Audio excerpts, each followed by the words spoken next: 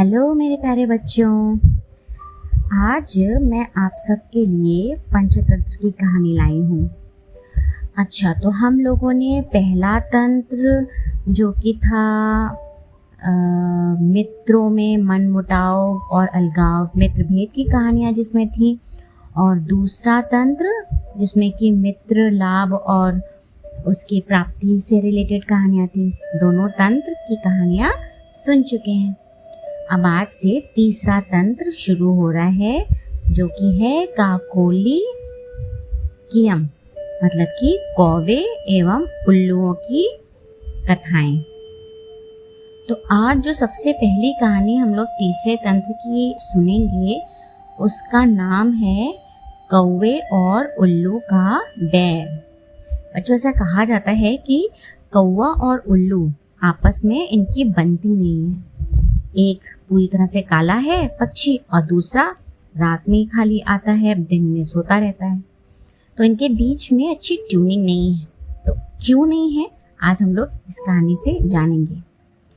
तो एक बार क्या होता है कि हंस, तोता, बगुला, कोयल, चातक, कबूतर, उल्लू, ये सभी पक्षी एक जंगल में रहते थे।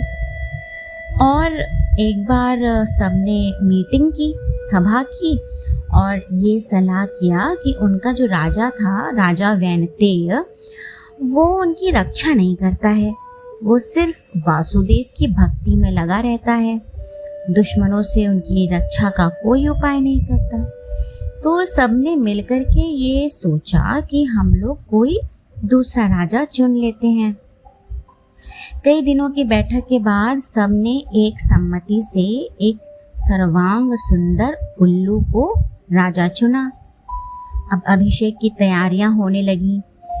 कई जगहों से, तीर्थों से पवित्र जल मंगाया गया, सिंहासन पर रत्न जड़े गए, स्वर्ण घट भरे गए, मंगल पाठ शुरू हो गया, ब्राह्मणों ने वेद पाठ शुरू कर दिया, नर्तकियों ने नृत्य की तैयारी कर ली। उल्लूक राज सिंहासन पर बैठने ही वाले थे कि कहीं से एक कौवा आ गया। कौवे ने सोचा, ये समारोह कैसा, ये उत्सव किस लिए? पक्षियों ने भी कौवे को देखा तो आश्चर्य में पड़ गए। उसे तो किसी ने बुलाया ही नहीं था।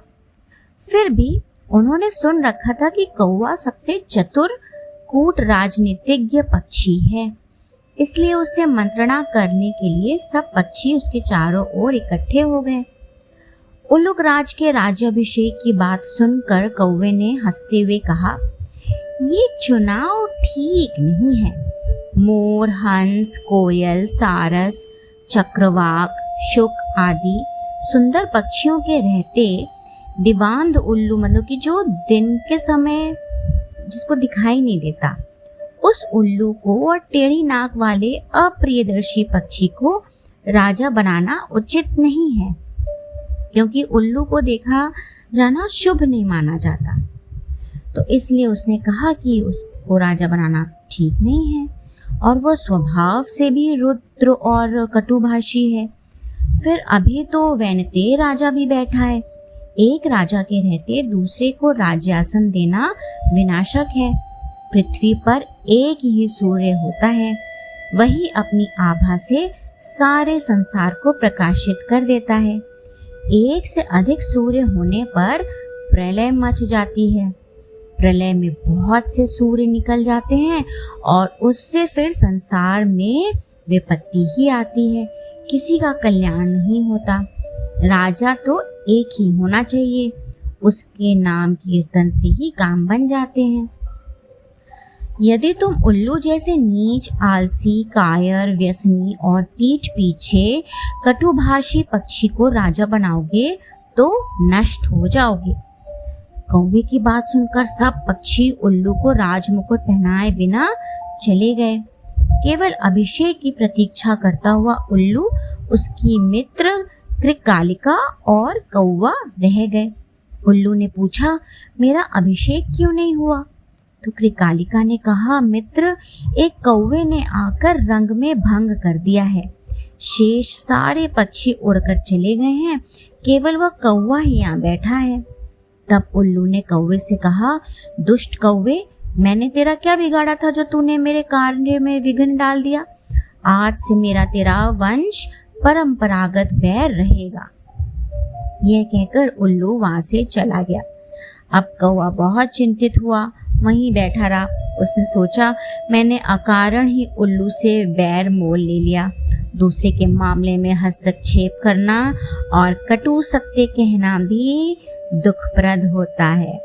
ये सोचते सोचते वह कौवा वहां से चला गया और तब से कौवों और उल्लुओं में बैर चला आ रहा है। तो देखा बच्चों, इस कहानी से यही सीख मिलती है कि कभी भी दूसरे के काम में ज़रूरत ना हो तो टांग मत अड़ाओ। और दूसरा, अगर कोई ऐसा सच है जिसको कि लगता है कि वो सुनकर सामने वाले को बुरा लगेगा, तो उस कटु सत्य को भी ऐसे कहो कि दूसरे को बुरा भी ना लगे और काम भी बन जाए। ओके बच्चों, मैं अगली बार फिर एक नई कहानी लेकर आऊँगी। तब तक के लिए बाय बाय।